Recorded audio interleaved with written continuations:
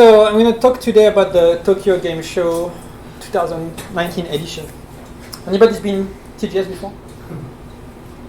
Only one? All right. Nobody else? Okay. There's three things you have to know about the TGS in general. First thing is it's in Japan, right? it sounds like obvious, but it's not like the E3, but the E3 in Japan. It's actually totally different experience. It's not an international gaming show. It's really a show meant for Japanese audiences.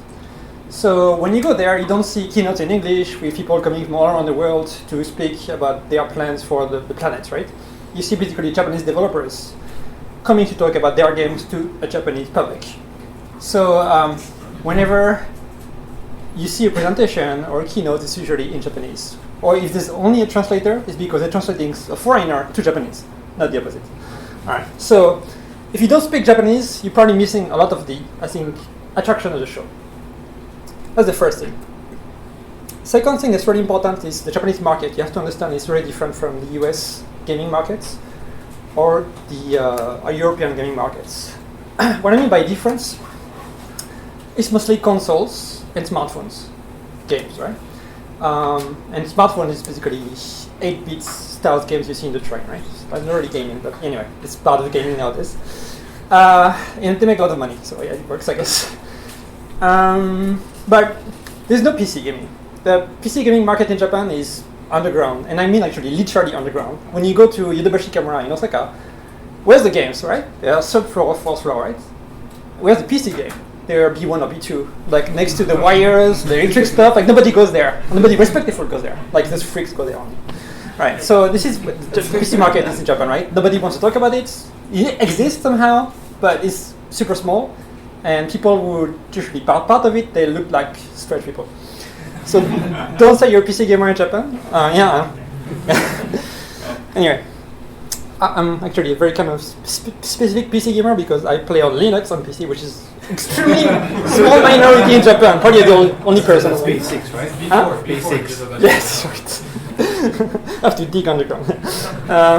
So that's it. Huh?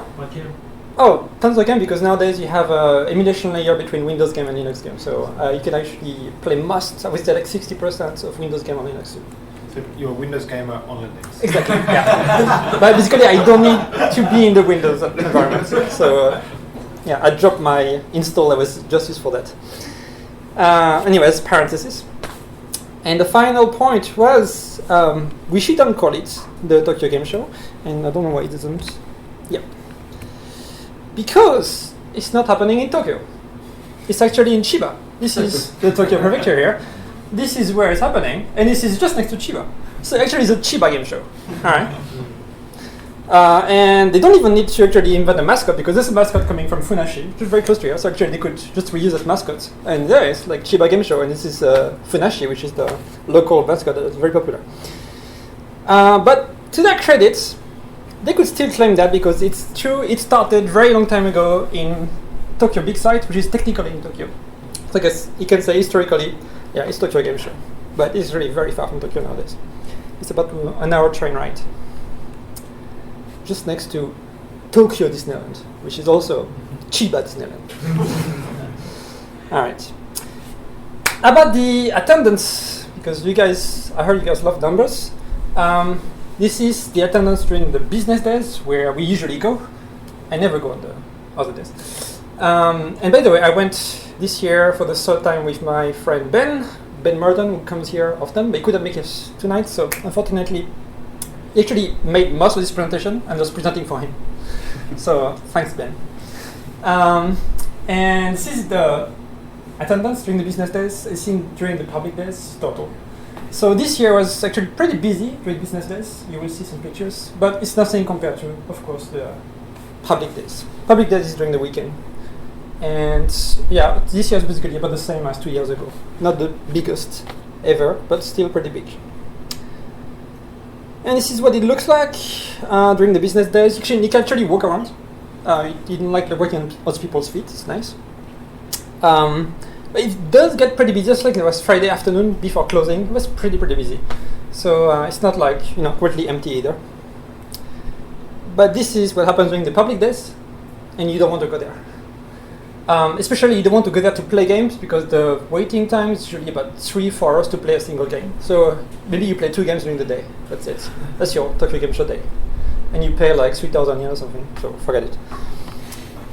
And you probably very hot around lots of people, so I don't recommend it. Anyway, this is what it looks like, the facility. This is a very big hall here. And there's a second hall inside the hall actually here. This is what it looks like when it's empty. It's very high ceilings, so you can imagine when it looks like when it's full. This is in between the halls, so again, very, very tall. And then there's actually 3 main halls that you can go through easily in between the exhibition. And then when you go out, you can actually go to a second hall where I would say it's a lower priority hall. There's more stuff, but it's not the main stuff. And that's usually where they put indies, esports, shopping, like goods, I mean, and VR. Yeah, VR is actually other stuff now. I will actually come back on this. This is the main 3 halls, so the main hall I mentioned before, those 3 here. So you don't have to read anything here. I will color code for you here the different types of booth you have there, so you can imagine what's happening. And you want to take a guess at what the big reds are in terms of category. It's all these companies. Every booth is a company. What kind of thing companies are the big reds there? Nintendo never comes to the guess. Never comes. They're an exception in the company, in the game industry. Sony, yeah. So yeah. Another one. Konami, Capcom, yeah. Square Enix, yeah. One more. Come on, very big famous one. The one who's making Dragon Ball? Sorry? Namco Bandai. Yeah. And there's also KT, which is the Chemical Toei. Chemical and Tecmo Koei. That's most of them. I think we didn't miss anybody. Then you have these ones in pink, I guess. They're the hardware companies, mostly PC makers. So coming like, for example, the brand called Omen. You know the PC, maybe you know the gaming PCs brands. Omen. MSI also does their own gaming PCs. Intel also have their own like Legion gaming PC line, so they were there. All this blue stuff here, which is sometimes big, sometimes small, is the mobile gaming companies. So all smartphone games, like shitty games most of the time, are here. So usually you just avoid them and go around. And then the green stuff. What's this green stuff again? Online gaming companies. So pure online games. It's actually pretty free this year. Example is what's it called? World of Tanks kind of thing. You know, it's kind of pure online games that sometimes are on different platforms, some on PC only. And this is overall what it looked like. There's one exception here. It was actually interesting. We'll come back to this later. Here, CDPR. Does the name ring a bell? CD Projekt Red. Does it ring? The Witcher guys. Yeah. Witcher is a pretty famous franchise. They were here this year for Cyberpunk 2077. And it's actually strange because it's a Polish game in Japan. It's not really matching very well in the market, but anyway, they were there, a pretty big presence. And they were actually hosted by Spike Chunsoft. If you heard, maybe you know. Yeah, you know, right? Like Danganronpa, this kind of like visual novel kind of games. Very famous in Japan. So yeah, this is what it was this year. This is what it was last year. So not a huge difference. What kind of companies were exhibiting in the main hall, right? Well, you know about that. Okay. And this is in 17. Oh, I get pretty similar. Not a big difference. What changes the most is what happened in the next hall. This is walking to the next hall. Next hall is this year was basically the indie area, esports, and VR, and also some shops as well. This year the indie area was sponsored for the first time by Nintendo. So for maybe the last like 5, 6, 7 years was Sony always sponsoring the indies games area. So it means like the indie game developers can come for free. I mean, probably not pay the ticket, but like they can exhibit for free their own games. They don't have to pay anything. It's just like come and sit and that's it. And that's where you find so different categories. And esports scene was pretty big, like twice bigger than last year actually. Then you have some tiny bits of VR. and some indie game, pretty big indie game zone actually. So you could spend half a day there easily just to look at everything that was there. This year, if you combine all the halls together, what it looks like. I will show you the previous few years, and I would like you to find the differences. I'll show you again, sorry. 17. Please have a good look. Have a good look again. VR. All right. VR is so dead in Japan. In Japan. I don't know the situation outside. Maybe it's very different. But in Japan, VR is, if you just look at the trend, it's finished. There's no more investment going on, at least for the TGS. So the number of exhibitors went down drastically, maybe like 3 times lower than a couple of years ago. They're barely talking about it. Sony still has a couple of VR games on their main PlayStation booth, but nothing really fancy. And actually, I was talking about it with a friend after coming back to TGS, and he was saying, hey, you know what? VR is kind of like the 3D TVs, right? Like, remember a few years ago, 3D TVs? Everybody said it was the future. Everybody said, like, everybody's going to have 3D TVs at home. They're going to watch 3D programs the whole time. And it's going to be, like, explosion of 3D content from everywhere. And it's going to be the new market, like, for watching TV, basically. Guess what? Didn't happen. Nothing happened. People still like the regular TV, 2D TVs. Never buy, actually, 3D TVs, actually 4 3D TVs, even if they are 3D TV capable. So, is VR the new 3D TV? I think he was half joking when he was saying that, because it's different. It's not the same as 3D TV, right? Obviously, there's more utility to VR, to being somewhere, to have the immersion, rather than just something that's half 3D on a flat screen. But his thing is onto something, right? Like, there's something that's not working, because there's massive investment going on in VR for the past few years. Many big companies selling headsets, even like Sony, right? And yet the market is barely taking off. When I say barely taking off, like, this is a survey done by Vive last year to game developers, asking, hey guys, how you doing? No? Feels great the VR market? Dude, the biggest issue is, like, nobody's buying the fucking headsets. Like, So yeah, it's a great time to be a VR developer, I guess, if you like selling like 3 games. And this is the actual figure of sales past 2 years ago, 17, 18. It's barely like 5 million headsets per year. This is nothing. Like, there's like 200 million sales of smartphones per year, approximately, right? This is just pocket money. And most of what is what? Sony. The piece of crap PSVR is the main hit in VR, which is the worst VR experience you can get as a consumer, right? So imagine the guys who get that, how much time they spend with this? Like 1 week and I'm done. It's crap, I never touch it again, right?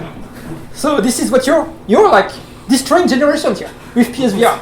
Like, these guys will never love VR again for another 10 years, all right? So good job, Sony. So, and this is projection for this year. I would be very, actually, amazed if the projection is true. I'm pretty sure it's going to be lower than that.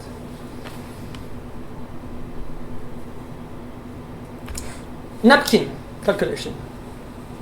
Can you imagine? There's actually more than 100 million active console gamers in the latest generation of consoles right now. I'm talking about retro games, right? There's about the same amounts of active PC gamers in the world as well. Maybe more. That's just an estimation, right?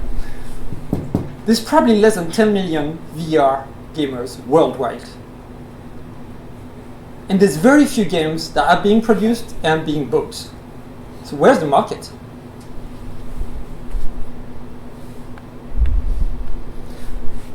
This is what they were showing this year. This is to make you dream, right? The first thing, the biggest VR stuff was a love simulator for women. For women! I'm sorry, guys! Do you see a woman purchase VR equipment in Japan? Seriously? Like, most gamers are guys. Most gamers who buy expensive peripherals are guys. Why women would buy a VR stuff to do a love simulator on a console they don't even own in the first place? What? Like, you have to wonder sometimes the craziness that's happening on the market. Then you have like, hand detection, you can play ping pong, whatever. Okay, 5 minutes, you're done. All right, next. Eye detection, this is actually interesting. I will show a bit more about that. And this, movement detection, sorry. This is actually ridiculous. This is interesting, eye movement detection, where actually looking somewhere, and the VR equipment knows where you're looking, which is pretty cool. This was actually Ben, and this should be a video. Yeah, if it's running. I guess we have crappy Wi-Fi here. Interesting. Maybe it's time for a better connection. Sorry about that. Hang on a second. Oh.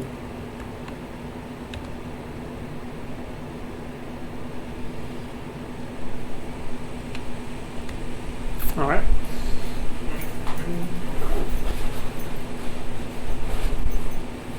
Just hold on a second. So this actually headset is the it's working. All right. Is the Tobii Vive iPro? Wow. Okay. Right. Sorry. iPro version of the Vive.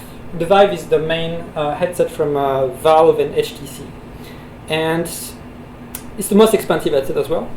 And this one is the most expensive version of the most expensive headset. So it's you need money. What they were showing there, I don't know why I connect to this. What they were showing there was a movie theater in 3D basically, where you can watch movie like if you were in a theater. And the point of this is that when you were looking aside, you basically it highlights the remote on the table or something, like completely useless. But the technology works. It was impressive. Like you were looking, like it actually highlights exactly where you're looking. But the demo was not really useful, I would say. So it was kind of disappointing because you could think there's lots of things you could do with gaze detection. So that was that. 1 second. Hopefully connect with better network soon.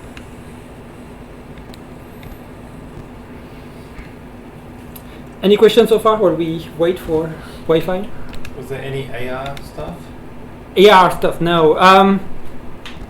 Nothing worth mentioning.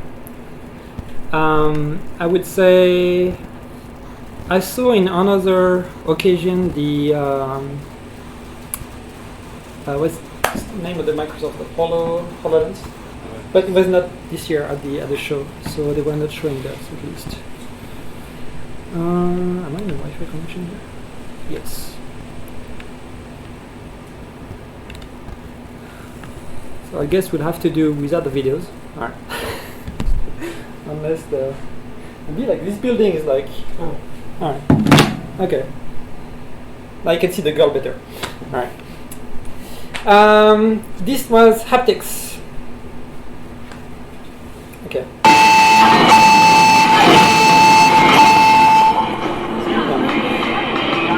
So it's basically a shooting game where it detects when you're pressing a trigger or whatever. But the game was really bad. This is the best. This is the best. You could actually post it on Reddit or something and have my phone. Look at this.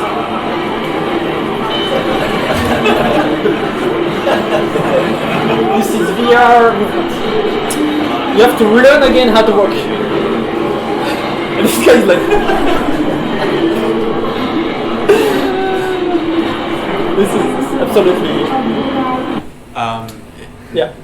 Something related to the movement. Yeah. In Sweden, the army has invested in a company to make like a movement trackpad. Yeah. Where you move, and it's like a normal running. Right. Yeah. Multi-directional. Exactly. Yeah. I mean, the first version was pretty bad, but you kind of get the idea where they're trying to go. So when you move, it actually brings you back to the center. Right. And they want to develop it so you can actually like also go down in your, your stomach and like do what is it called? Like you can flip over to the floor like directly. Okay. Cool. This must be very expensive, right? Yeah, it's very expensive. For the army, right? For the army. Yeah, for the army, right? It's like 3 people in the world can have it. Yeah, so the main thing, like, there was no games in VR this year. Like, apart from the Love Simulator, which I don't consider to be a game anyway, there's no games. There was nothing to play. Really, like, the only. The Love Simulator? Sorry? Did you demo them? No, are you kidding me? You bought one. I don't even want to queue there, you know? Like, what am I doing here? I'm the only guy here. I have my journalistic instinct that goes that far. There's no Oculus Quest. And I have no idea why. So I'm wondering whether Facebook distributes it or not in Japan. So Oculus Quest, in case you probably don't know if you're not familiar with what it is basically VR without the wires. So you don't need a PC, you don't need a console. It's basically everything is inside the headset. It's supposedly better experience because you don't trip over anything anymore. It's true. But there was nothing like that here. So maybe they don't have it in Japan yet, I'm not sure. And it's actually one of the biggest sellers after the crappy PSVR worldwide. So but it's not very powerful either because you can imagine you don't have a fully gaming PC inside the small headset, right? It's basically a slightly better smartphone than what you can have usually.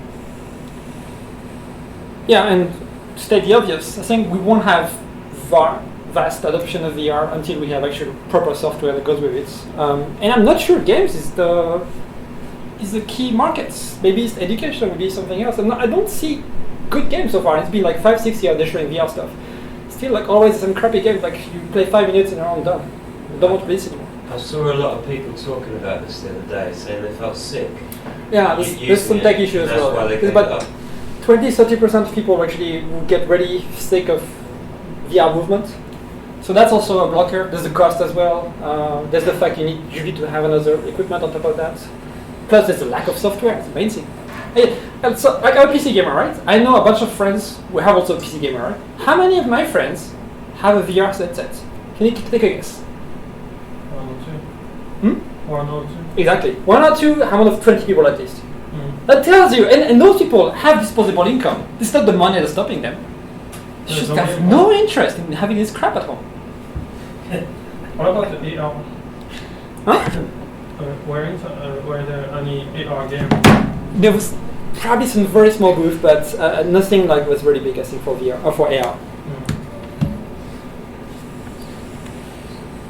What else? So you're guessing it's not the end representation, right? Games. There was actual games. Yeah, not VR. First thing is really interesting. Bethesda, they have this habit for now several years. They are buying all the displays heads you can buy in front of the TGS before you actually enter the TGS.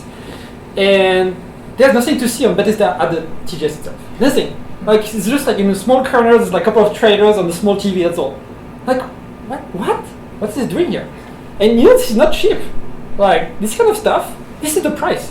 It's like 1 square is 1 million Japanese yen. What are they doing? I have no idea what they're doing. Well, it's marketing. It's working. You're talking about it. Yeah. I guess. Are you gonna buy it now? Sure.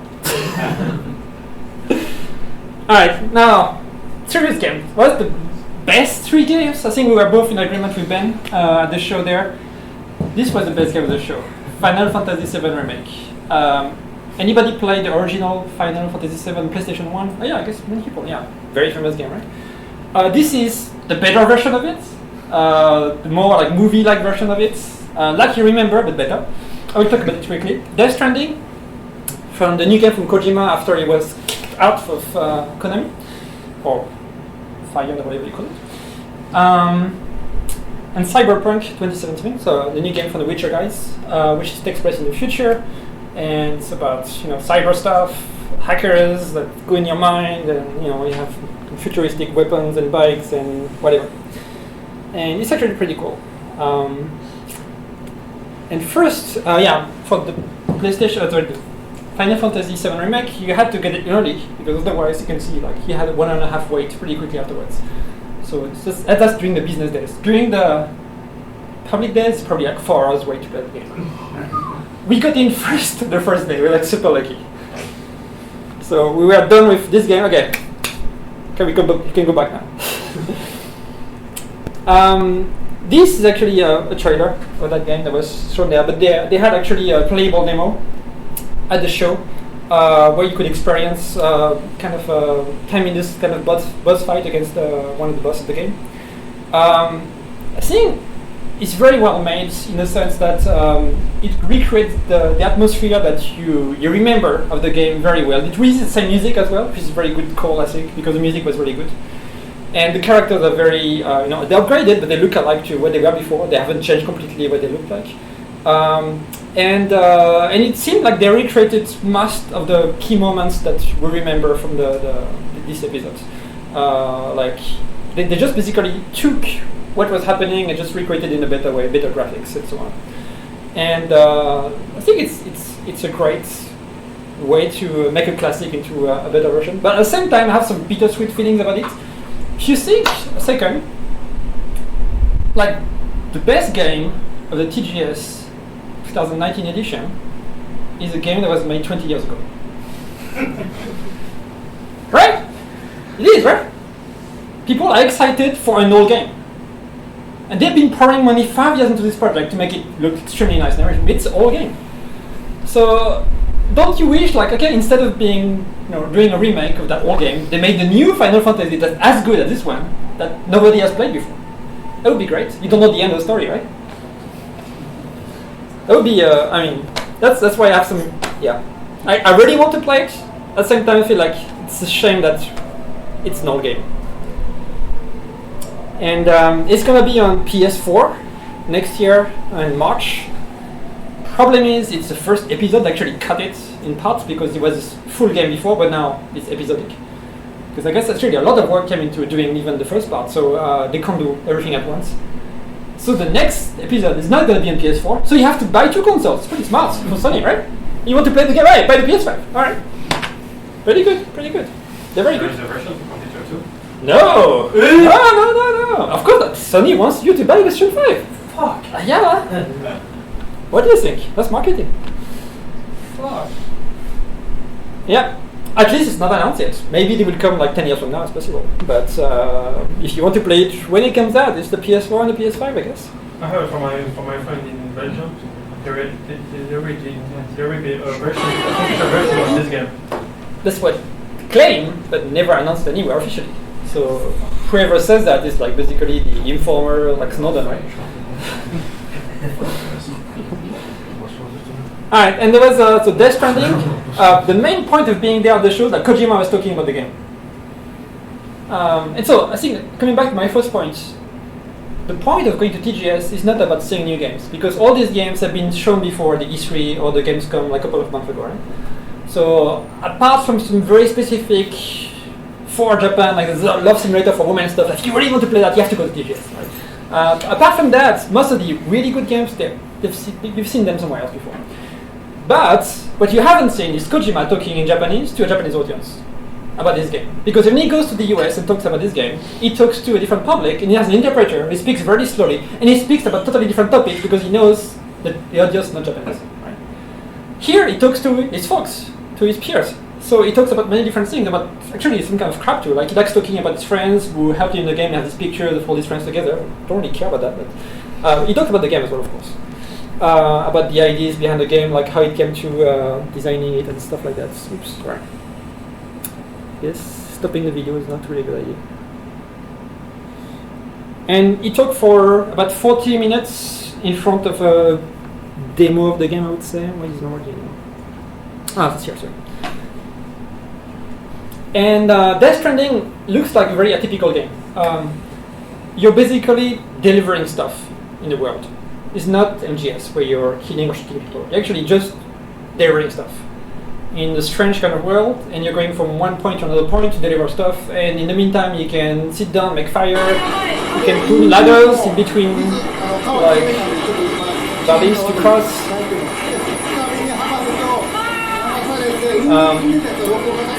Sometimes you fight some people to steal their stuff. Actually you're like in a river here, like kind of being flowing in the river.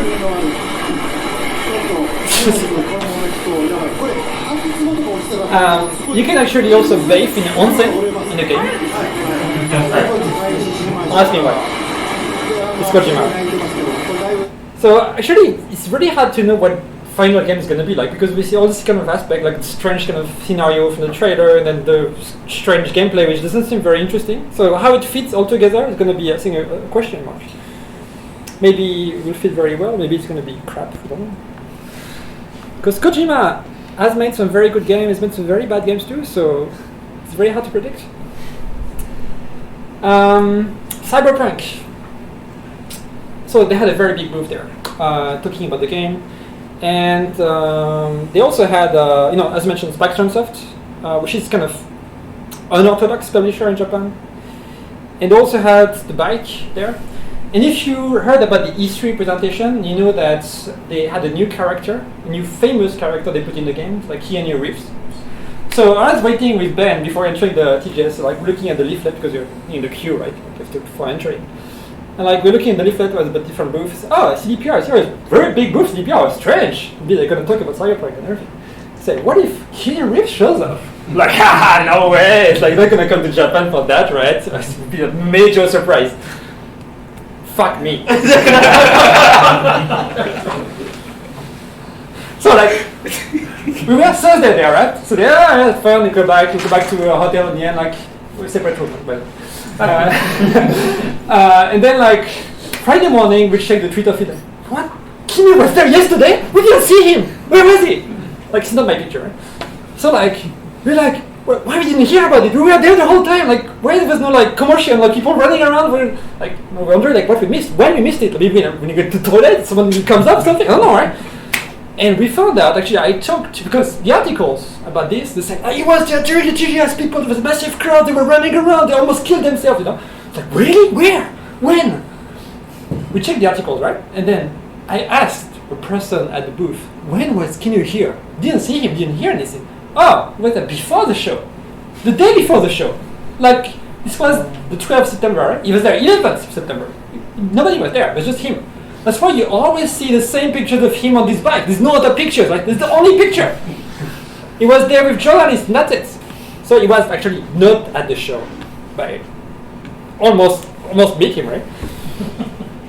That's a couple of pictures. And he was there talking, made a small video with some of his friends. 実はですね、昨日こちらのブースに来ていただいてるんです。まだ東京刑務所が開いてない日なんですけれども、ちょっとこちらで来ていただいて、バイクに乗っていただいたりとかですね、ちょっとゲームプレイも日本語版を見ていただいたりとか、非常にクール。 There was also on the same day a picture of him next to Kojima. And there's a wild rumor saying, maybe they're making a game together. Who knows? Hello, Japanese gamers. Goodbye.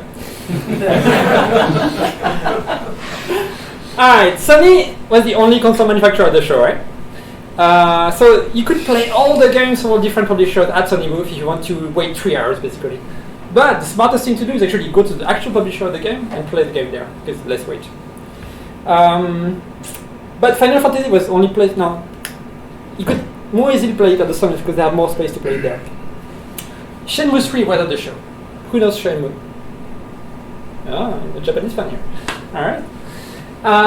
So Shenmue, you know Shenmue? Hey, ready? Alright. Maybe I should skip that part, I guess. Shenmue is a kind of old game that was on the Dreamcast back in the N90s. Was extremely advanced for its time. Was kind of open world game with a good scenario, and the graphics were great. And they made the first episode, the second episode never bankrupt. So like there was no third episode. Like the story didn't end. Like for years, where are we gonna see the end of Shenmue? And like finally it's coming out. And it's coming out actually the end of this year. It's been delayed a little bit. So if you're ever interested in playing Shenmue, you can actually buy now the first and second episode on Steam, on PC or PlayStation 4 as well, and then play Shenmue 3 if you want to know the whole story. And so I guess you're not interested, but this guy is extremely famous guy in Japan. Nobody? Nobody? Nobody? Suzuki? Huh? No, Suzuki. Suzuki Yu. So this guy made Super Hang-On, Outrun, Virtua Fighter, Virtua Racer, Shenmue. Ring any bell? Alright. This is a major figure in the gaming industry. And he was there at the show, so you could almost touch him, right? It's great. And those guys next to him, this is the hero of Shenmue, so the voice actor. And this is the voice actress of the character. Alright, so yeah, look different. You look better here. And this is Suzuki. Right. AM2 is famous division he was heading actually. Indie games, there was tons of crap I don't want to talk about, but there was a couple of games that was actually worth it.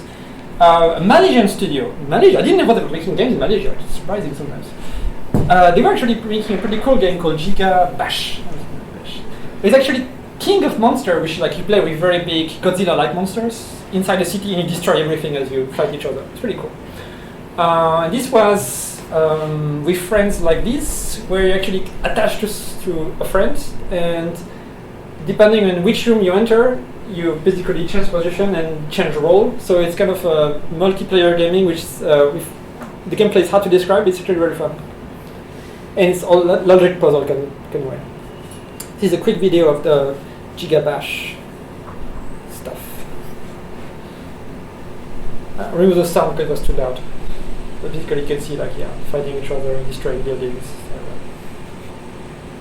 And you can play, I think, 4 players together. Is it real cities? I'm not sure. That would be cool. Maybe not. Couple of things were interesting there in the indie booth. A lot of experiments around different kinds of atmosphere and with graphics, like black and white graphics. This one actually was doing ritual, like 80s like Japanese kind of anime graphics. It was actually pretty cool to see the variety of approach of doing game graphics, which is not just like pixel graphics like everybody does. Some actually also had pretty cool miniatures of their own characters in games. The claim was crap, but this was pretty cool. Gambit, I don't know if you know about the game. It's kind of physics-based wrestling game. Was in the show. I think probably the first time they were showing it in Japan, but it's famous everywhere else. And people had a lot of fun with it. Just want to show that. And what's wrong? Yeah. Now, talking about the best booth decor. Capcom was again the best. I don't know who they're hiring every year to make their booth, but they're extremely good. If it loads, you will see it. If it loads. When it loads. Right. Oh. I know that game. Oh, I'm not connected anymore? Am I connected? Is it natural position or something? Yeah. Maybe. Okay. Alright. So the Capcom was behind there, so you see working there, I guess. Turn around. Yes. So they were actually showing Monster Hunter World, which is the biggest franchise ever in Japan. And they always have these huge statues of the dragons and whatever gorilla monster they have there. And they're pretty well made, like it's sculpted basically, and it's very fine details. You can go very close and you see it's like detail is there everywhere. So it's very, very nicely done. And yeah, let's see here. Turn here. Turn. It's not the. Turn. That's it. The DNM was there. Everything is going to turn there. Doesn't say. I was here. Here. This is the dragon there. All right. You see, very detailed.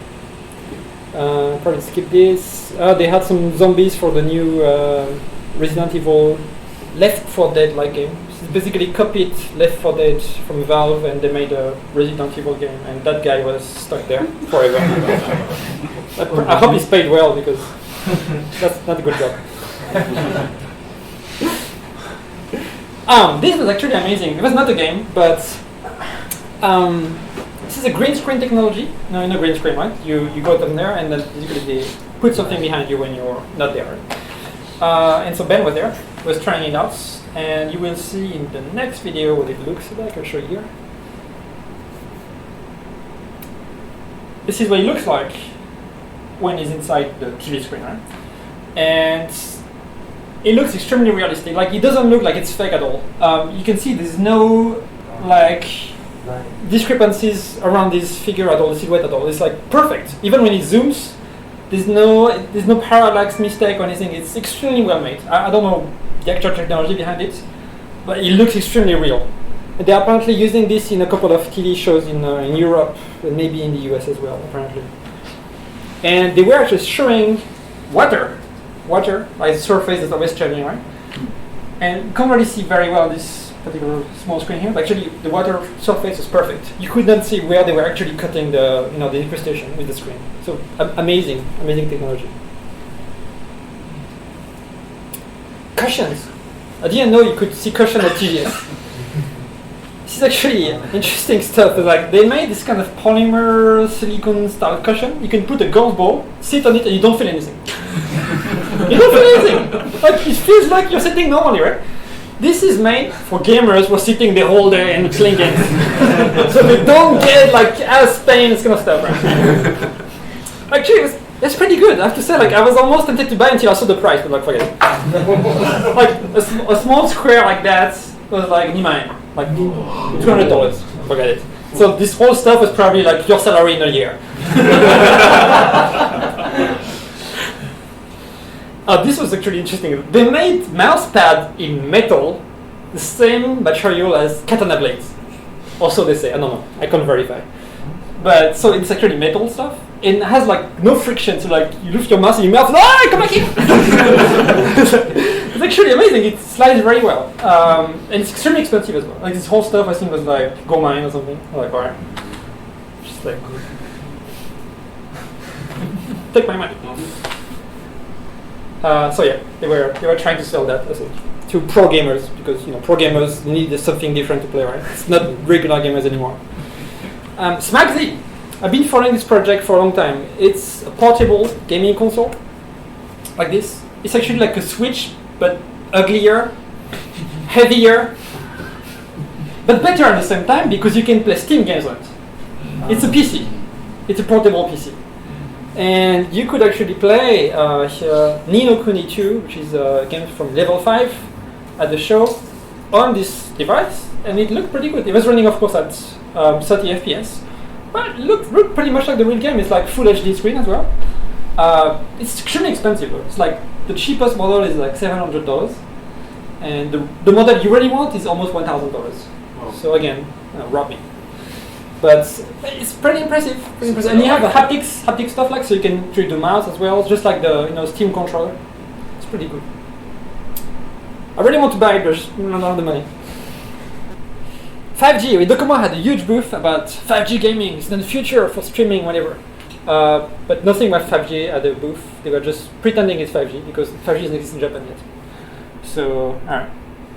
So maybe it's the future. I don't know. I hope they removed the data cap for that.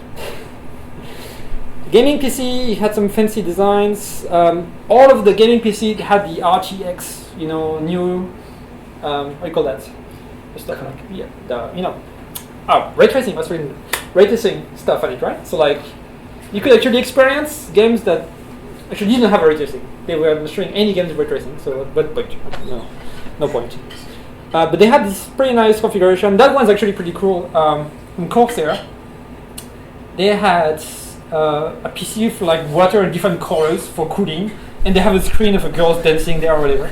So you have to keep your PC open, I guess, to see it. I don't know. It's glass window. It's a glass window. Yeah, it's a glass window. It's like, alright. I guess it's decorative PC gaming experience. Alright. I'm trying to hide my PC when I play at home, so different command set. Cosplay was pretty nice cosplay for the Cyberpunk 2077 girl. It was pretty well made, like she has robotic arms and everything. It looked pretty cool. This was the Capcom animals, I guess. Because like this guy was probably suffering during the whole show. Like I hope he had air conditioning in it because like this guy was like sweating his death. Okay, it's like they're all dressed for winter because this is the winter extension. Like in summer in Japan. Come on, guys.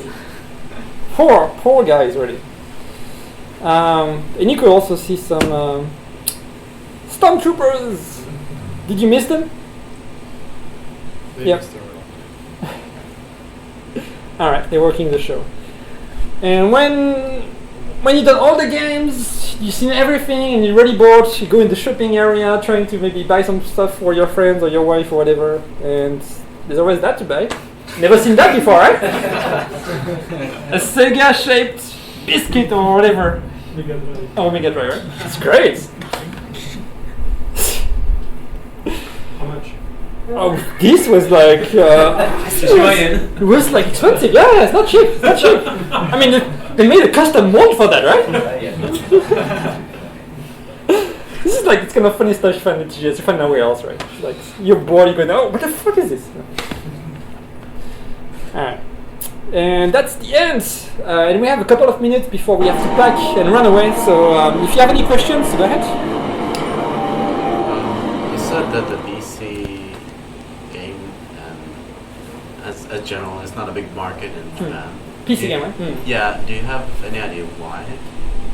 What's the reason behind I it? think it was a big market during the MSX era, which is the 16-bit eras in Japan. At that time, they actually had a lot of games made for the local computers, and then it shifted out completely to PlayStation when the PlayStation came out recently, for some reason. And the PC never took off during that time because it was probably at the time when gaming was starting to take off outside of Japan, but it was not yet in Japan. So basically, everybody converged to PlayStation. And then it was a Japanese console, so all developers were probably focusing on it. Makes sense. And like PC hardware in Japan is like 3 times the price of the PC hardware outside. So like even if you wanted to play, like how do you play? It's a general trend in Japan that there's more and more mobile phones than computers. Like people have more access to mobile phones than computers, so they just use that. And you have a thing in the living room, you don't want to put a PC in the living room. Yeah. Where would you put the fax? A fax at the office. when email doesn't work anymore, it's in the fax. All right, that's it. Any question? All right, you can pack and go home. Thank you. Thank you.